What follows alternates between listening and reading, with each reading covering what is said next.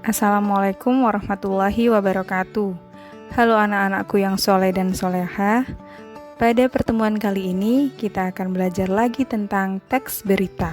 Sebelum kita belajar, marilah kita berdoa terlebih dahulu.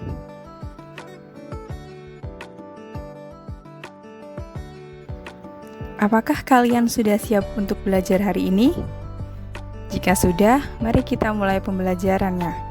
Pada kegiatan belajar kali ini, kompetensi dasar yang dipelajari adalah KD 4.1, yaitu menyimpulkan isi berita.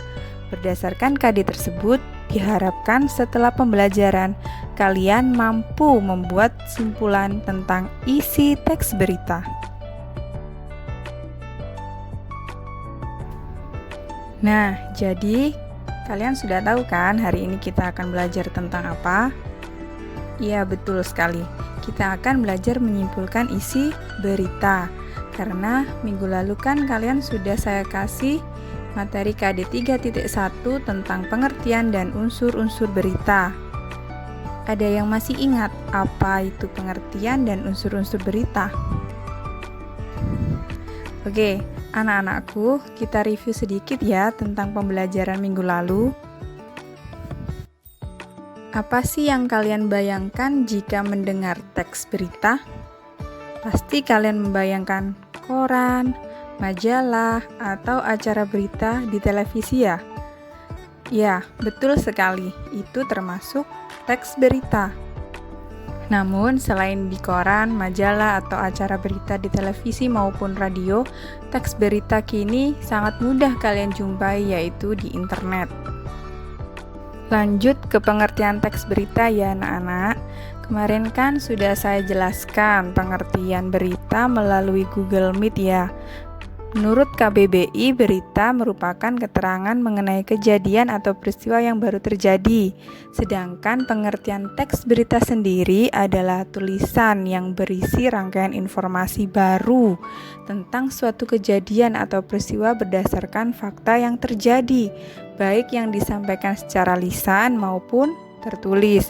Pengertian tersebut sudah ada di buku pupena kalian Bahasa Indonesia di halaman 5. Kemudian ada ciri-ciri teks berita, yaitu ada berapa anak-anak kemarin? Ya, ada 6.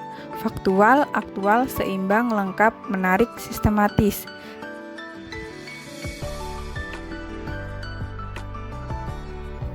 Oke, selanjutnya, isi berita. Berita itu bisa berisi tentang bencana alam, politik, olahraga, ekonomi, pendidikan, kesehatan, hiburan, dan lain-lain. Dan yang paling penting adalah unsur-unsur teks berita. Kemarin kan saya sudah kasih kalian singkatan ya, yaitu adik Simba, agar kalian mudah menghafalnya. Apa sih adik Simba itu? Adik Simba adalah apa, di mana, kapan, siapa, mengapa, dan bagaimana. Masih ingat kan penjelasan dari masing-masing 5W1H-nya? Oke, yang lupa silakan buka halaman 4 ya di buku bupenanya.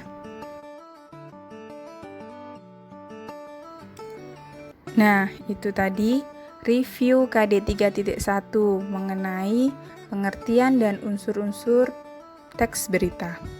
Kali ini kita akan mulai belajar tentang KD 4.1, yaitu menyimpulkan isi berita.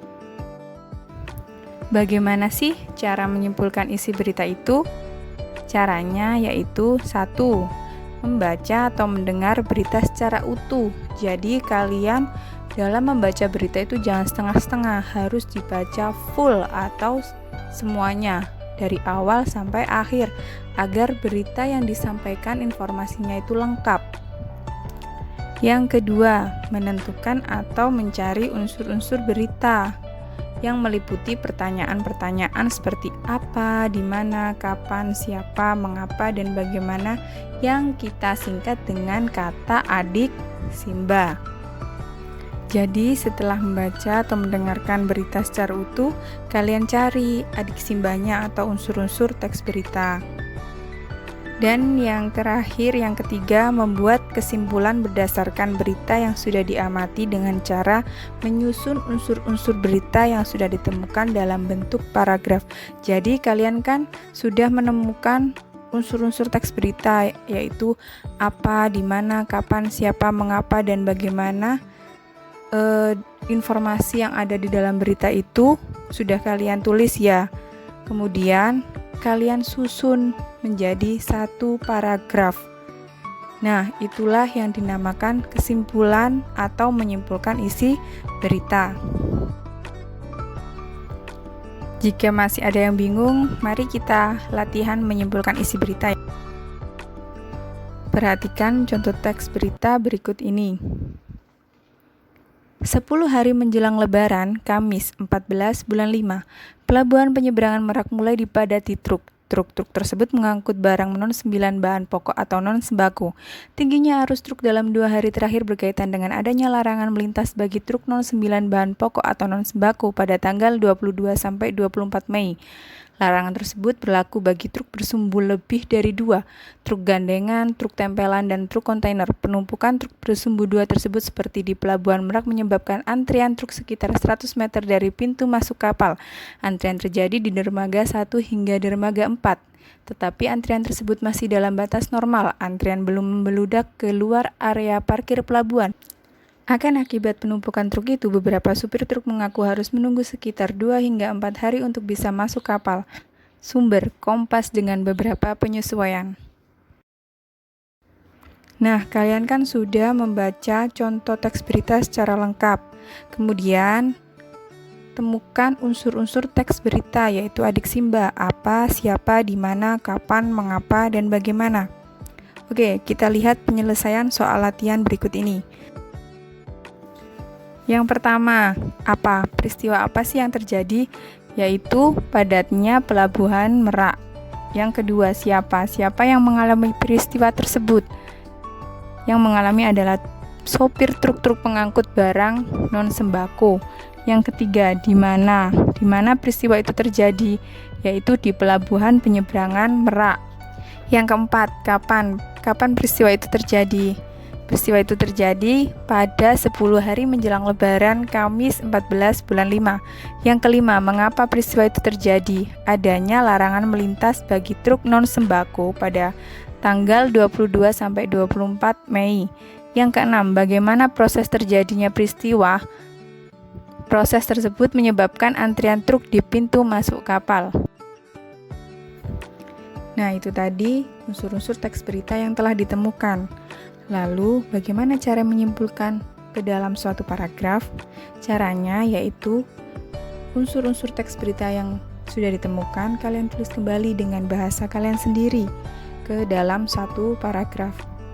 Itulah yang disebut simpulan isi berita. Jadi begini, tadi kan kita sudah menemukan unsur-unsur teks berita. Kita masukkan ke dalam satu paragraf. 10 hari menjelang Lebaran, Kamis 14 bulan 5, Pelabuhan Merak mulai dipadati truk-truk yang mengangkut barang non-sembako. Arus truk non-sembako melonjak tinggi dan terjadi kepadatan sehingga adanya larangan untuk melintas pada tanggal 22 sampai 24 Mei. Adanya larangan tersebut karena jika dibiarkan akan menyebabkan antrian truk di pintu masuk kapal. Larangan itu berlaku untuk truk bersumbu lebih dari 2. Nah, itu contoh menyimpulkan ke dalam satu paragraf. Di dalam satu paragraf tersebut atau simpulan tersebut terdapat unsur-unsur teks berita, yaitu kapan, di mana, apa, siapa, mengapa, dan bagaimana. Oke anak-anak, itulah contoh soal latihan menyimpulkan isi berita. Apakah ada yang ditanyakan atau tidak paham? Jika tidak, silahkan perhatikan teks berita berikut ini, kemudian simpulkan isi beritanya. Oke, saya akhiri. Wassalamualaikum warahmatullahi wabarakatuh.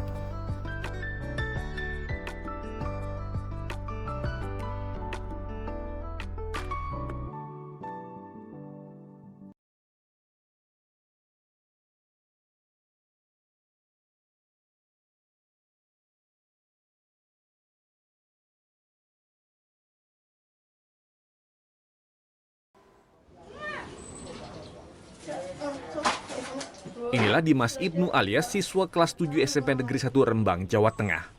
Saat pandemi ketika kegiatan belajar siswa dilakukan jarak jauh dengan sistem online, Dimas tetap berangkat ke sekolah. Berseragam lengkap, Dimas diantar ibunya dengan sepeda. Dimas menjadi satu-satunya siswa yang belajar di sekolah. Alasannya, Dimas tak punya ponsel pintar untuk belajar online. Di dalam kelas, Dimas menerima pelajaran layaknya hari normal, namun sendirian tanpa teman selain bangku dan meja-meja kosong. Karena bapak saya tidak mampu untuk membeli kuota. Terus kok masih masuk sekolah, kok nggak perlu libur aja di rumah? Tetap mau belajar. Dikutip dari detik.com, Kepala SMPN 1 Rembang Istiqomawati menyebut jika sekolah memaklumi kondisi Dimas sehingga mempersilakannya tetap belajar di sekolah meski hanya seorang diri. Ayah Dimas merupakan nelayan harian dan ibunya bekerja sebagai buruh pengeringan ikan di desa Panti Harjo.